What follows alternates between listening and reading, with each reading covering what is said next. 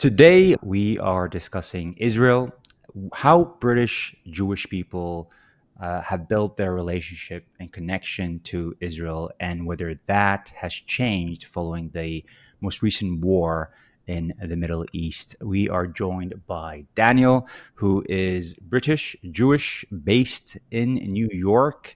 Welcome to the show, Daniel. Thank you for having me. Pleasure to be here. Good to have you. Thank you for joining and making the time to have this, what I feel is an important conversation in especially today. Just to start off with, so Daniel, you're born in the UK. You've grown up in the UK.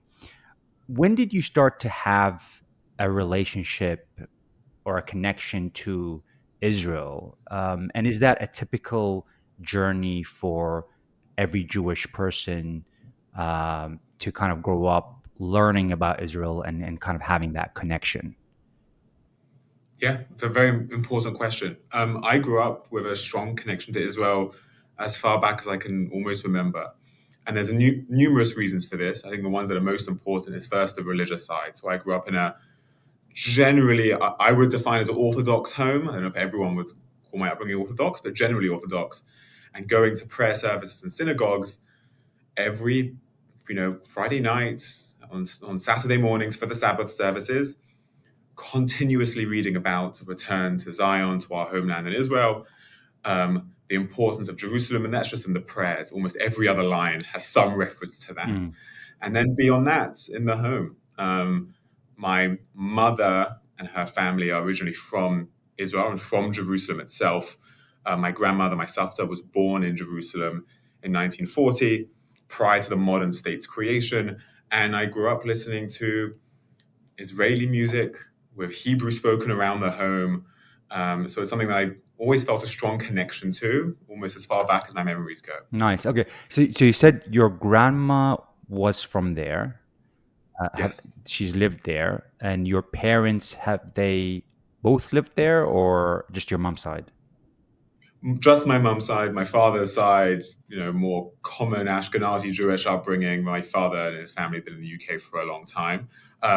My mother's family, though, one side was from Europe, but my mother's side had been in Israel for a long time prior to the land being Israel under the British mandate, under the Ottomans, going back several hundred years as far as we can trace. So a strong connection very much from that. Mm. And so for a lot of people, they, growing up or being part of a country, they will understand.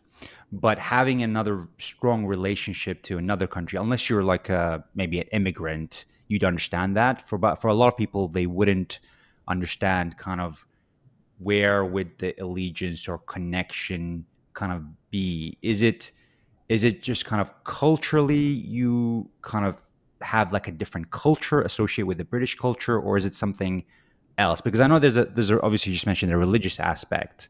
Um, but again, I think a lot of people, even if they're religious, they won't connect or understand what that means, unless you're maybe Jewish. Yeah, no, another great question. I feel like a lot of migrants to the UK and anywhere really have this question, perhaps different for myself as I'm not a migrant. So it's perhaps more complex. The question often that is asked is like, if England and Israel were playing in football, who would you support? I would support England Yeah. 100%. And I think I am British, but at the same time, I feel a very strong, more of a spiritual connection to Israel. And I think that's exactly what my connection is with Israel itself. It is very much spiritual. It's based on religious observance, religious beliefs, and ideology. Would I like move there? I'm not so sure. I'm not sure I would see myself as an Israeli, but I nonetheless have that connection, and I think it's more of a, I don't know, deep spiritual connection than perhaps anything else. Okay. And so when was the first time you went to Israel? I was probably a young kid, maybe 7, 8 years old, with my family on a holiday. Okay. And I'm assuming you kind of haven't heard so much about Israel from a culture, from a family perspective, from a religious perspective. How did that match to the expectation? How did the reality match to the expectation? But as a young kid, it was even better. I was going there and it was, escaping British weather and We rain all try every to do day, that. misery. That's a common theme, I think. Yeah, it was going there was beautiful every day, and you're having fantastic good food, different spices. There's an incredible diversity and mix of life there. People of all colors and faiths in the streets. There's beautiful beaches, beautiful people. When you're a young child, it's incredible. And though there's history in London, it's the history is kind of kept up with the times. London, is amazing. You see all these incredible sites going back however long, but you feel modernity with it. When you're walking in the streets of Israel, and especially in some of these more historic towns and cities, you feel a connection to things going back even further. And for me, growing up in an Orthodox home, reading about King David and the temple and all these things, you see sites connected to that, be it the Western Wall, be it certain underground tunnels under the city of Jerusalem or different places in the north, perhaps. And you feel that sense of history. And as a Jewish person in Britain, where I very much felt like a minority, and I very much felt not the same as my average British friends, it was a place where I was able to really feel a connection to the land from a historical sense that perhaps I didn't get from the UK. Mm. And I think that's an interesting point. When you went there, did you feel like you transitioned from feeling like a minority in the UK to kind of something else over there? Yeah, growing up in the UK, I would wear a kippah. I'd wear like a skull cap for religious reasons. My father did so. One of my brothers still does so around town, although perhaps he's told by family members to not wear it for concerns of his safety.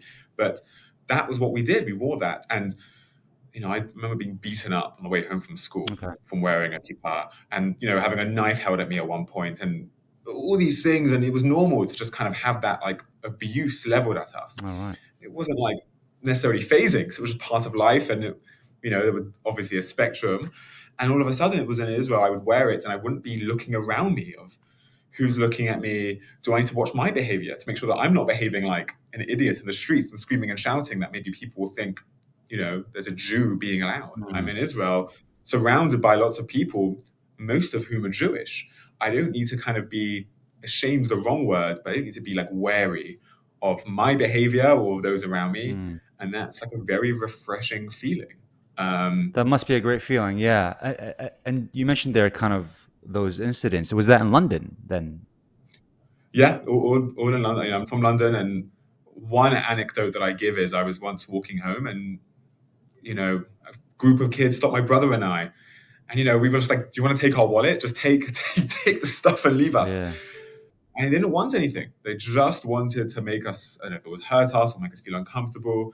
And the guy that knifed to me, and my brother was knocking on neighbors' doors as other boys were chasing him when we got saved in a lucky situation. I know plenty of people who had similar incidences like that, and that might be more extreme, but it's not an uncommon event, perhaps, for London Jewry. And I know that's even more common when you leave London, and the Jewish community is even smaller in other parts of the UK. Yeah.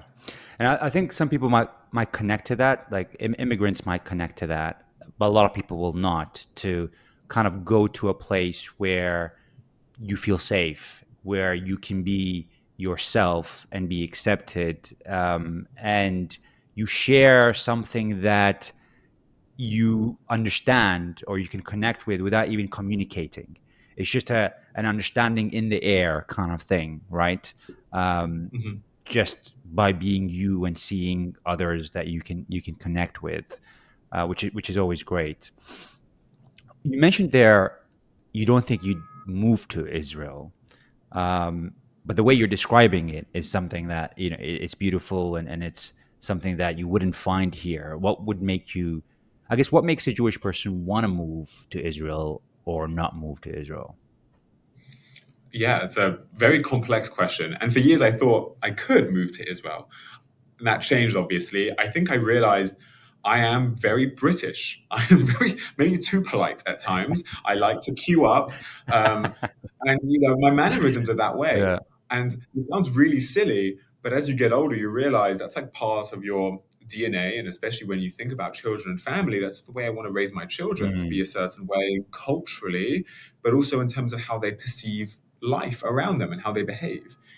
in Israel, I think there's not the case. It is a very different culture to what I grew up in the UK, as I'm sure it is in the broader Middle East. Um, and it's a dynamic that I respect and I understand. It's not something I necessarily want for myself, though. And I'm now living in America, and we joked before this about my daughter having an American accent, and that's something that scares me. But I don't know if I want my daughter to necessarily have some of those American traits, and that scares me somewhat, perhaps. I'm living in New York, and materialism is very strong here. Mm. And perhaps there are other traits with Israel that, I respect, are very different to my own, but I don't know if I want myself or my family to hold on to those and kind of take those on as our own. That's fair. Yeah, it is a different, I guess, way of living and being, and the mannerism would be kind of Mhm. different. Um, and you mentioned there before, kind of the beauty of the cities. When I went there, every city was very different. But when you go to, for example, Jerusalem, like London has a lot of the old stuff and the new stuff. But if you go to Jerusalem, it's like you've gone back in time. It's just Yeah, old, especially if you go to like the old city. It is like exactly. you forget it's 2023 or 2024 or whatever, and it's a that makes it quite a unique place. Do you think, because for a lot of people, Israel is a safe haven, and I think the when people discuss the Israel and kind of Palestine issue, a big argument for people is that Jewish people need a place where they can call home. Um, do you think Israel has made it safer to be Jewish, or more dangerous? Or let's not say Israel, but the government of Israel. Mhm. I guess is the question: is it safer for Jews in Israel, or is the actions of the Israeli government and whatever is going on right now, and perhaps over the last, I don't know, 70 years, is that making it dangerous for Jews outside of Israel? Because this is the question that I discuss with my mother often. My mother grew up in a home where both her parents had become refugees. My grandmother was forcibly evicted from Jerusalem when the Jordanians came in 1947 and was kicked out of her home. And her father was kicked out of the Czech Republic by the Nazis. They had to escape in the night, and they made their way to the United Kingdom for safety. Mm, So she's really got refugee mentality in her. And she grew up with stories of both sides of escape and the fear and the loss of life on both sides were immense. So my mum still has this refugee mentality. And she's constantly saying, I'm not sure if I feel safe in the UK. And I'm saying, why don't you feel safe? Is it because of the actions perhaps elsewhere, and it's being perceived, that those actions are being put on Jews in the UK and Jews elsewhere in the so-called diaspora? And she says that's a bit of that, but she's also, I think, a lot of Jews just are very much in this refugee mentality. The Holocaust is in our grandparents', it's in our living memory for many people, and it's something that is instilled in us from like an educational perspective. But as we're also learning genetically, that trauma actually stays within you. mm, So I think many Jews are very worried, and I do think a lot of people are concerned. I myself am concerned. Is the actions of an Israeli government impacting Jews outside of Israel? I think most definitely yes. The question I think actually is, should that be the case? Am I like a Jewish guy from Britain, who's been on holiday there a bunch, and I do have an ancestral connection to the home, both like religiously, which you can debate if you've observed that religion or not, but I do in terms of my grandmother being from there, and I can trace that. Am I to blame for the actions of the Israeli government? Is that like a cause of anti-Semitism that is then like legitimate? I don't think so, but I think there is a legitimate reason why many Jews feel uncomfortable outside of Israel. And I think that's actually a cause of many Jews moving to Israel as a result, which is very interesting, as they feel like they'd be more comfortable there. They don't have to be worried about wearing a kippah in the streets mm. and facing any prejudices. Yeah. Do you? I think now that the trend is kind of going opposite since what happened last year in Israel and Palestine. Um, do you think the government is becoming more right wing? What does a kind of like you as a Jewish person who has a connection there view it? It's, I think, most definitely gone more right wing in my lifetime. When I was a young child, I was learning both from like a historical perspective about the peace process, peace being made of Egypt, peace being made of Jordan, both of which, by the way, were done from right wing governments in Israel, and that was really amazing. And then I also learned about peace process in 2000, in the Oslo Accords in the 90s, with Ehud Olmert in the 2000s. You really learned about the potential for peace, and it felt like peace was something that was tangible and achievable. It now feels totally non-achievable and implausible. And I think that is because the Israeli government has become more right-wing. Benjamin Netanyahu, who's been the prime minister, been the longest serving Israeli prime minister in history. And I think in his current administration, I know there's been a break here or there, and I don't know what it is, but since 2008, I believe, 16 years, more or less, uninterrupted of a break here or there, it has become more right wing. Some of his partners in his coalition are unapologetically racist Mm. and right wing. And that does have a big impact on me, and I think how many of us have our relationship with Israel. And I think it's something that is not just unique to Israel as well. It is very unfortunate. I'm here in America and I'm seeing the Republican Party. I can't vote here, but the Republican Party has become so much more right wing since Donald Trump became the president. Mm. And that's kind of amazing itself. And we're seeing that across Europe. I think the difference in Israel is, for Hungary as an example, a country that's become more right wing in the last decade, there's no like real impact in terms of external affairs outside the country. You feel it if you're in Hungary. You feel it if you're someone who's a non-white Catholic Hungarian.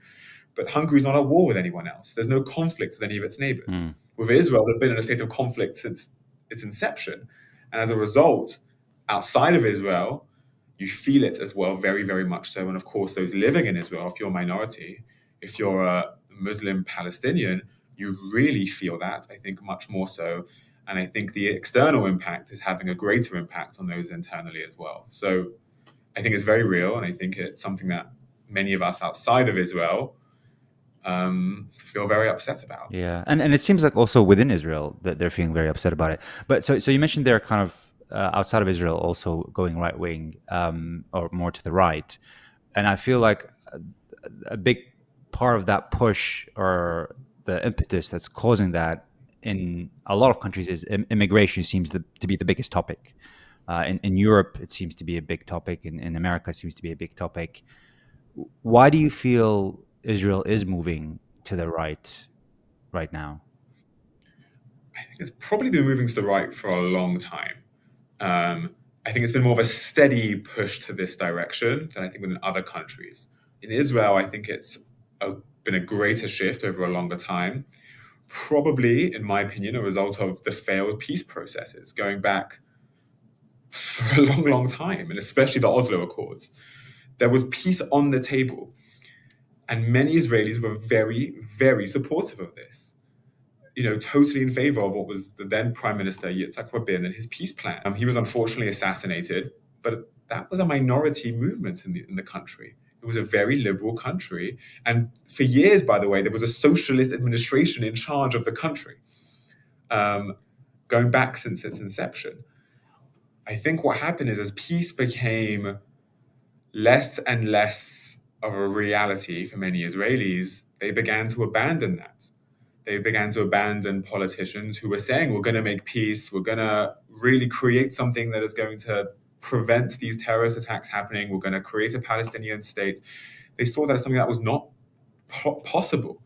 And as a result, they abandoned that kind of message and turned more to someone like Benjamin Netanyahu, who is this kind of hard man, Israel first, Jewish people first politician who will do whatever it takes to keep Israel safe. And I think that was especially prescient for many Israelis after the Intifada in the start of the 21st century. When I remember as a young kid, every day you turn on the news, another bomb has gone off in Tel Aviv, another bomb has gone off in Netanya, in Haifa, stabbings, bus attacks, you name it. Mm. And I think many people just became disillusioned by the politics of the left in Israel. And as a result, Benjamin Netanyahu, who's been in power for a long time. Yeah. So you mentioned there kind of the assassinated prime minister, which I think that happened in the 90s, right? And he was Yeah, assassinated exactly. by was it an Orthodox kind of right Yeah, wing exactly. Jewish person? By a religious Orthodox Jewish Person. guy. Yeah. And usually, from what I've seen, is the intifadas or the attacks they increase following the peace process falling apart. So they kind of go to they're having the peace process, and then something happens, it falls apart, and then the attacks increase massively. Um, Netanyahu is a really interesting character who seems to be this person who's kind of playing so many games and has his hands in a lot of different places. And he's right now facing charges. And a lot of people believe that he's trying to prolong the war as much as possible because if the war ends, he will be charged and removed from office. And the only thing keeping him from going to prison is him being in office.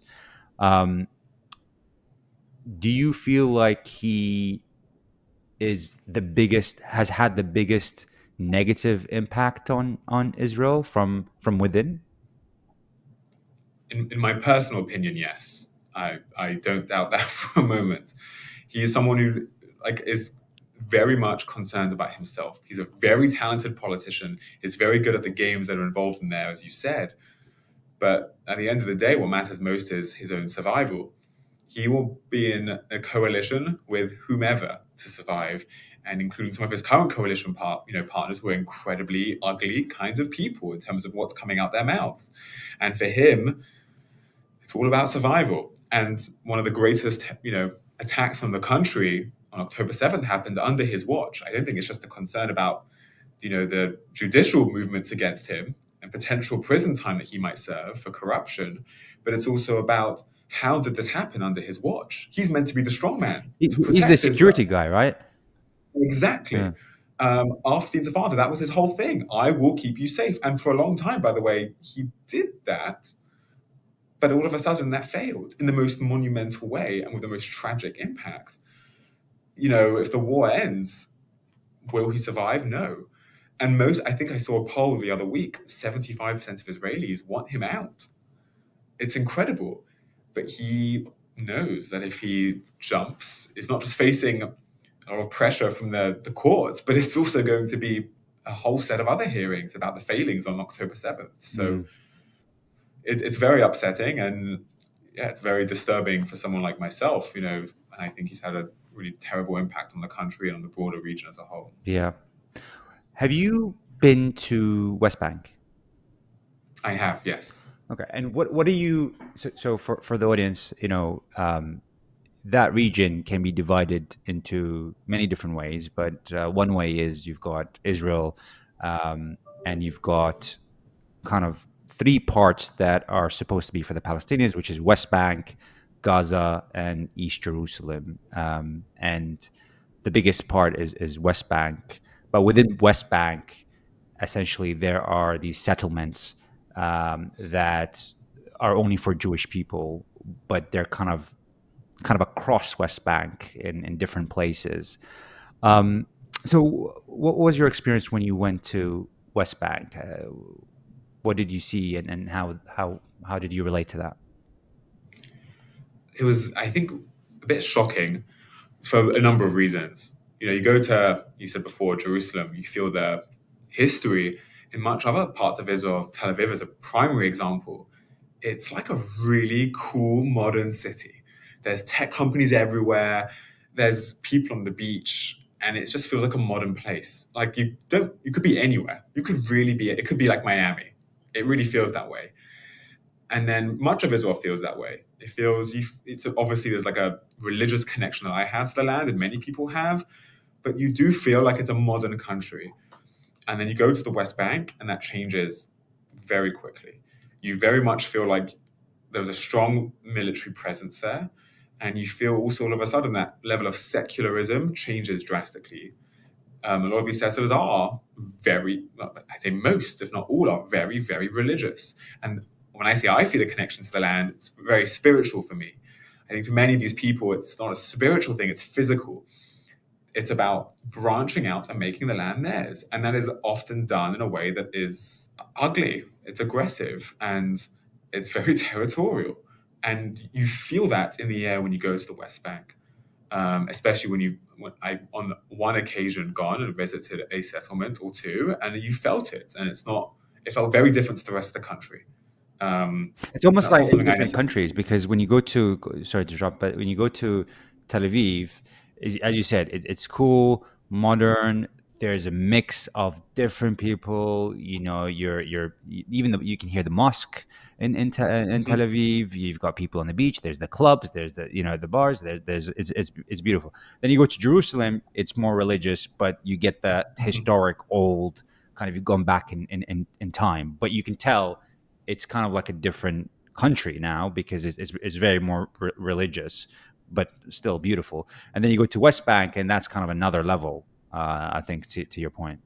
Yes. Yeah. It's like a very in Jerusalem you feel it, but it's like a bringing together of different religions, and you feel Mm, like there's the most like devout Catholics who are there to visit, and pay their respects to Christ. mm, There's the most religious Jews and the most irreligious Jews, by the way, in the same place doing different Jewish observances, which is incredible to see.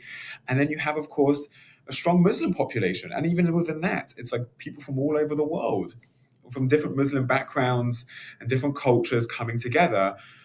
And that's really beautiful. Even if they're not necessarily always together, you feel like they're all in one city. You go to the West Bank, and it feels very divisive. Um, and that I think feels like a very different country. There's a very different sentiment and feeling in the air, um, and it is, yeah, it's created where did problems, you I go think. into West Bank? I went to a place called Gush Etzion, which is a Jewish settlement. I'm not sure where geographically from off the top of my mind, but there's a yeshiva there. It's like a Talmudic college where some of my friends had been studying at the time, and I'd gone to visit them for a day, see them and see the neighboring areas. Um, and even that place felt a bit more. I don't know what the word is. A bit more like investment had been put into it, perhaps in other areas, and it just felt nonetheless like a hostile place, Mm. um, So, and very much different from the rest of the country. so how do you connect to that? Because I guess at one point you just said it's territorial in terms of those settlements because they're kind of expanding in a territory that's supposed to be for the Palestinians, right? But at the same time, from my understanding, is that when it comes to from a religious perspective, Israel is supposed to be a bigger place than it is right now. So how do you kind of balance those two things? Yeah, when I look at like like religious ancient Israel map, of what the land of Judea and Israel back in, I don't know, 2,000 years ago, it was ginormous. It was like the entirety of the Sinai. It was parts of what we call Lebanon now, most of Jordan, all of the West Bank and Gaza. It was all one place. And I don't know if I feel a connection to that entire like land mass, at all, really. I feel connection to certain places, when you hear the stories, but at the end of the day, I think most Jews don't feel a connection to lots of those places.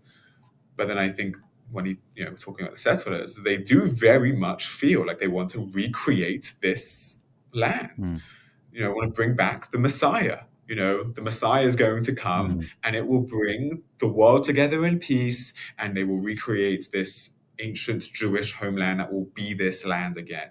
Um, do I feel that? Don't get me wrong. I'd like love messianic times to come. Bring it peace. I can stop working. I'd love that. yeah. But like, I don't know if I feel like expanding into those regions will achieve that. It probably has, I think, the opposite impact, and it's not something that resonates with me. Yeah. But I know it resonates with those communities. Yeah, and talking about messianic times, I think it seems like the Jewish version is peaceful, but I think there's a Christian version that's the Armageddon to come. Yes. and Yes. it's interesting when you go into that. Uh, they there's a sector that wants war to happen because they believe that will bring back Jesus. So that's always interesting. Um, if you were Palestinian, um, would you resist? I like to think I wouldn't be like resisting in terms of being like aggressive and using force. Um, I like to think that wouldn't be the case. And when I think back to even like my grandmother's family, my grandmother would have stories that she would tell my mother, and my mother, recount stories that she heard from her grandmother under both, multiple colonial empires, the British and the Ottomans there, and they had a really terrible time. My great grandfather died impoverished in Jerusalem because he was trying to feed his family and didn't feed himself. Did they ever use force? Not that I'm aware of. And that doesn't mean that like Jewish people living there didn't, but I personally don't feel as though resistance needs to be something where you're using force and taking up arms or using any other form of aggression.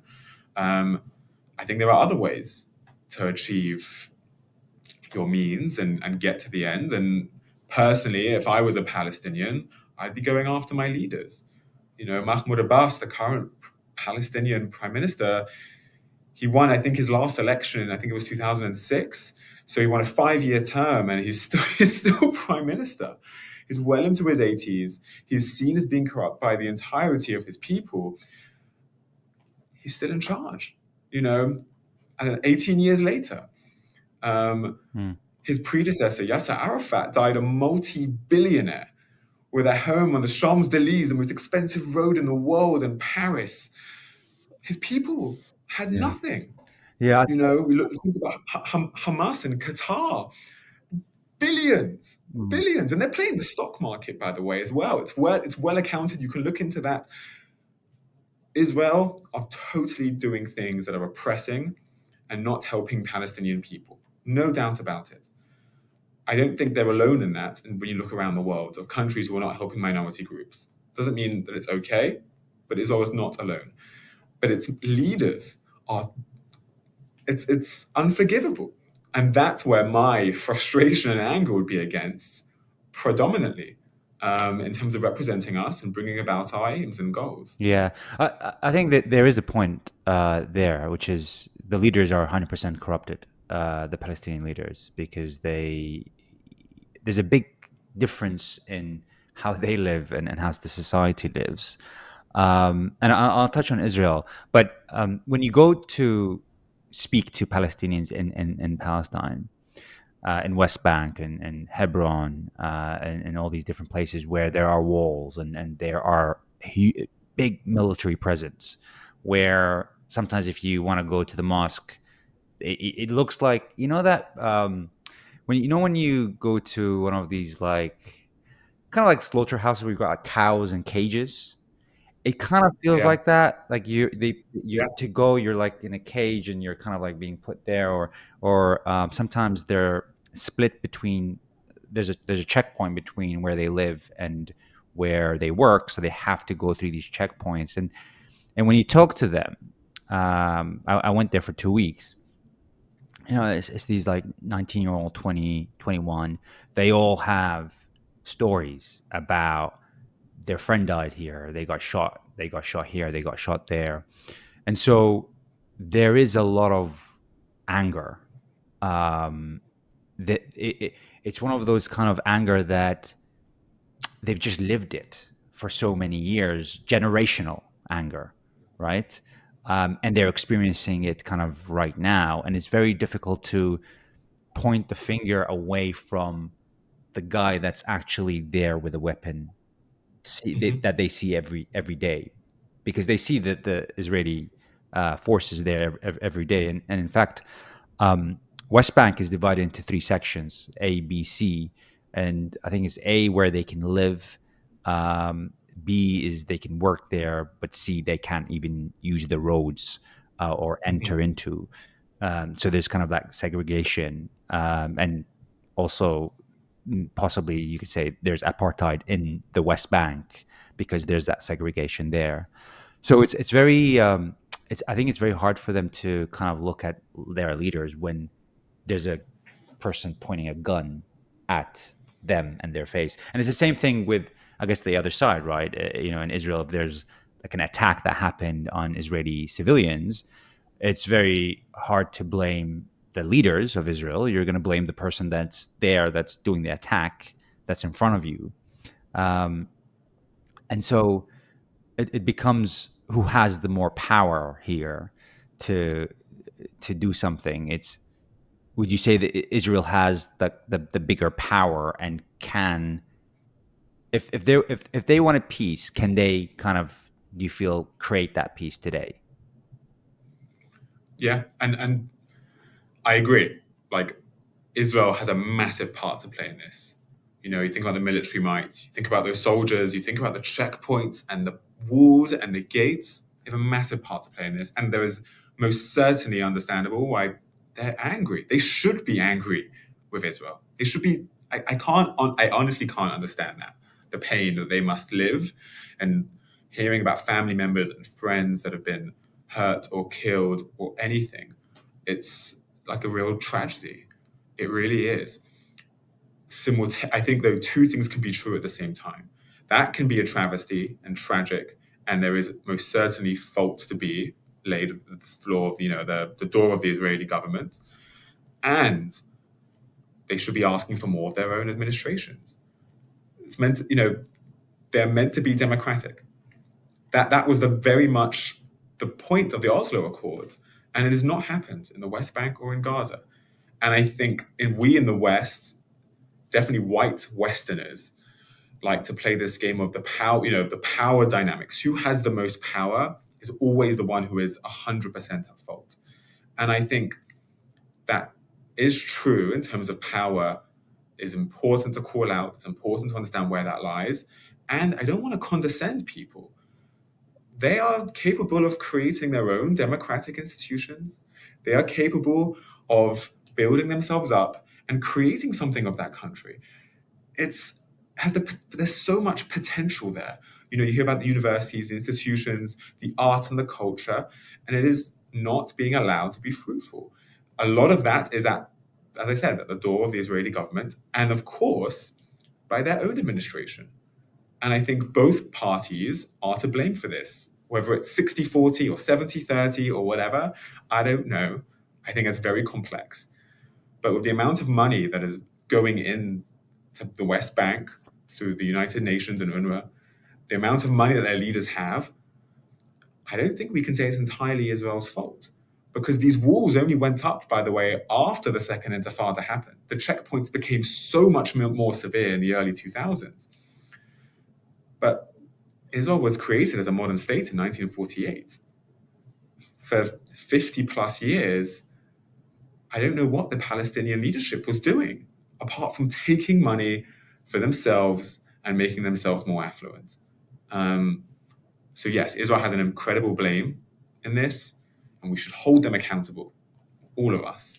But I don't think then we should also say that the Palestinian leadership is just a victim here. I think far from. I think they are very much they are causing this, and they don't have any impetus to change this because they're doing very well under these circumstances and living very good lives. Yeah, it's unfortunate when you see kind of how the leadership is living. I wouldn't say the leadership are victims. Definitely not. The people is a different, gets a different answer, I think, and that's where the challenge is. It's how do you kind of change in one generation that experience that they've been brought up in for so many years. And just when you look at the data of um, you know what's happening in Israeli prisons, like with the so many children, Palestinian children are kind of in prisons without charge. um, I can only imagine as a father what kind of anger that would kind of install with me. And when you're angry, I guess you can't kind of be strategic, or go beyond what you see in front of you. It's very hard. So I can see the issue there. What do you feel is the future for Israel? And do you think we'd ever get to a one state solution? I guess is a small percentage, but a two-state solution, is that possible in our lifetime? I think if you asked me that a few years ago, I would have said yes. It's possible. It would take a lot of work, but there's no reason why it can't be achieved. I think in the last year, in the with the current conflict and war that's going on, I don't know if that's something that's possible. I hope it is, but there's so much division there, and it's the lack of trust that exists has just become out of control. There is genuine hatred on both sides. They hate each other, and I don't know how that's going to be overcome. Um, it's really sad. And I think, unfortunately, the powers who are trying to broker deals are just doing so for purely selfish reasons. And at the end of the day, the respective governments on both sides, in Israel and the Palestinians, why do they need to change anything? You know, for Israel, that's an affluent country that is very successful, more startups than any other country in the world. They need to change the way that they are. And on the Palestinian side, the leaderships are doing very well. Hamas in Gaza is more popular now than they were before October 7th. And in the West Bank, the PLO leadership is doing their thing. They're very popular. They have a ton, well, not, sorry, they're not popular, but they have a ton of money. They have a ton of money coming in, and there's no accountability in where that money goes. Mm. I don't know. And to be really honest, if I think back, the real chances for peace have come and gone. In 2007, 2008, I think there was a real chance, from what I understand. It just was not taken. And it wasn't taken in the 90s. Israel were willing to give back, was it 97% of the West Bank? That is insane to think about, with our discussion that we were having before, when we think about A, B, and C. They were basically saying, we will give it to you. And it broke down for whatever reason. And there's many different accounts as to why that broke down, who's at fault.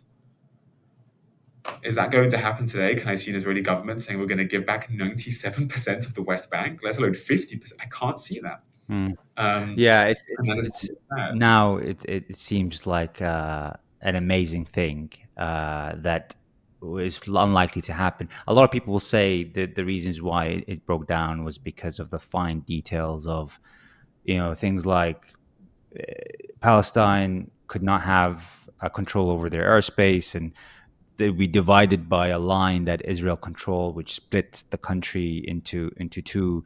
There's the question of the right of return for the Palestinians that are outside, that used to live inside Israel. These kind of small things here and there that, for a lot of Palestinians, to them, I think they would see it as it looks good on paper, but in reality, it's not full autonomy of Mhm. or sovereignty to have your own country. But again, looking at what's happening right now, that I think that's something that's hard to go back to. You mentioned there just on the settlers. Do you understand the mentality of settlers, of why? Because obviously you've got Israel, right? Um, and in a lot of senses, it's a beautiful place. Um, uh, Culturally, religiously, just so much there. Why choose to be in a different place and live there with so much kind of friction and conflict when you have Israel there?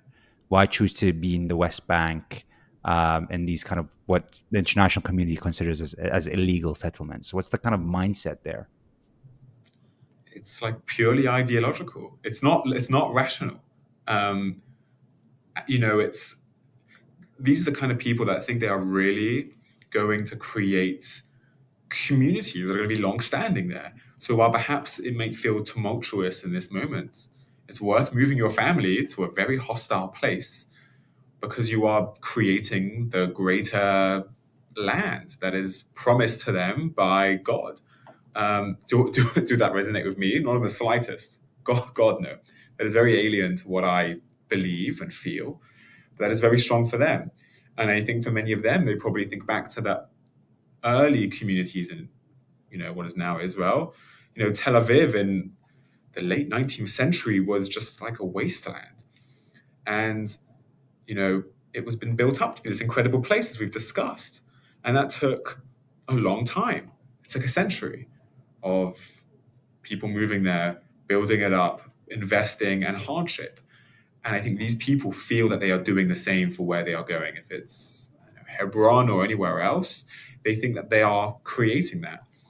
I don't think they think about international law. They're rather contemplating, their promised land that has been given to them, going back to Abraham.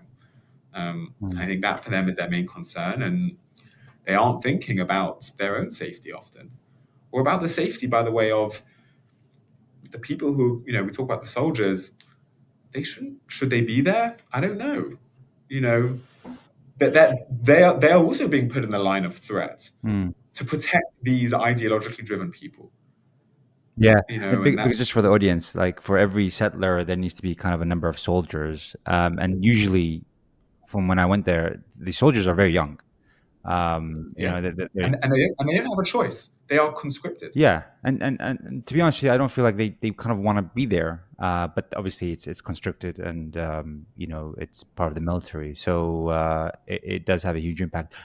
And the thing is, it's a big number. It's like 500 or 600,000 settlers in the West Bank by itself. So it's not a small population. Hmm. Which is interesting. Yeah. Yeah, it is. Um, Daniel, when you think about um, the future, what is something that I guess future of kind of Israel and that region? What is something that you are excited about, and what is something that you fear? I'm excited about this conflict coming to an end. Um, I, I think there's not too much to be excited about at present, but I think this conflict is going on, and so many lives are being lost, and it is doing irreparable damage between the Palestinian people and Israel. And I'm excited for that to come to an end, because the sooner it comes to an end, we can see the people in Gaza in particular begin to rebuild their lives and hopefully have that not interrupted. I'm excited to see those communities be able to emerge from the rubble that has been brought upon them and to hopefully rebuild. Um, I know it's very tragic to think about what has happened, but I'm a forward looking person, and I like to think that great things can come from Gaza moving forward. I really believe that and hope for that to be the case. There is so much potential there.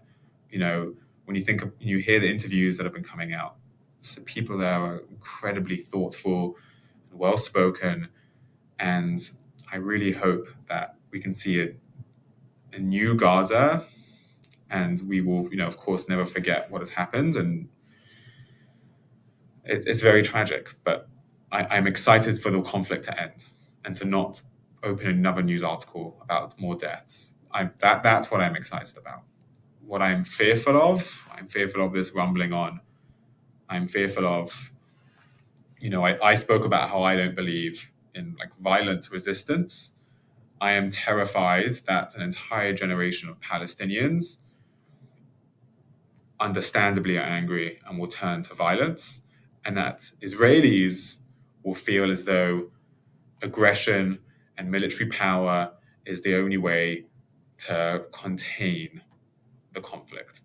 Um, that is something That's that's a dangerous scary. combination there. That's a Yeah, dangerous combination. it scares. And Definitely. when we think back, about, I know you're from Iraq. When we think about the Iraq War, everyone said, "Oh, we'll get rid of Saddam and it will make things better," and it did not. And I think the Israeli mentality right now was, "We'll get rid of Hamas and it will make things better." And I don't know if that's logical. I don't know if history teaches us as if that will be the case. Yeah. And that, I, that is very scary. But I think it's up to our leaders to not let the anger result in, physical actions of violence. And I don't mean just like throwing rocks. I mean much worse than that on both sides. Anger cannot control us. Because once you do that, to be really honest with us, we're not adults. I think it requires extremely strong leadership, and that should be the way to go. At the same time, it's very difficult to apply that in practice when you have your whole family killed. Yeah, yeah. So of course, That's the issue. of course. It's very easy Uh, for me to say that here, living in New yeah, York and coming from London, very easy for me to say that, but I believe that has to be the case. And, when I think back to wars in my lifetime, countries that have very successfully moved on, that is how they have actually moved on, and they have successfully not just created successful countries, and I mean successfully economically, politically, whatever, but they have actually been able to ensure that their people are living good lives of good quality of life. mm, Um, in the Second World War, Europe was decimated. Japan was decimated. Japan is a fantastic example. They set aside everything that happened. They could have been very angry with America for dropping 2 atomic bombs, but actually they moved forward and they created one of the greatest countries in terms of democracy, in terms of economy that is there. It is very difficult to do. I totally understand that, but it is something that I think it's up to the leaders. A strong and good leader can do that, and we do not see enough of them, not just in Israel and Palestine, but anywhere else in the world. yeah, But it's very 100%. important. Daniel, thank you so much for joining today, for having this conversation. Just any last words? Well, thanks for having me. And just to really repeat what you've said, dialogue is what's important here.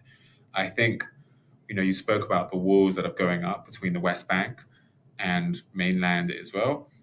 That is stopping people talking and coming together, working together, building relationships together. That's what I think is allowing peace, or preventing rather peace to happen. I think having these open conversations is what is most important. Understanding where everyone comes from, learning new things. It's not always easy, especially when we are angry. And often that anger is very much justified, but it is about understanding each other and coming to common consensus. So thanks for having me. Thanks for having these conversations. It's really important. And hopefully we'll hear more and more of these happening.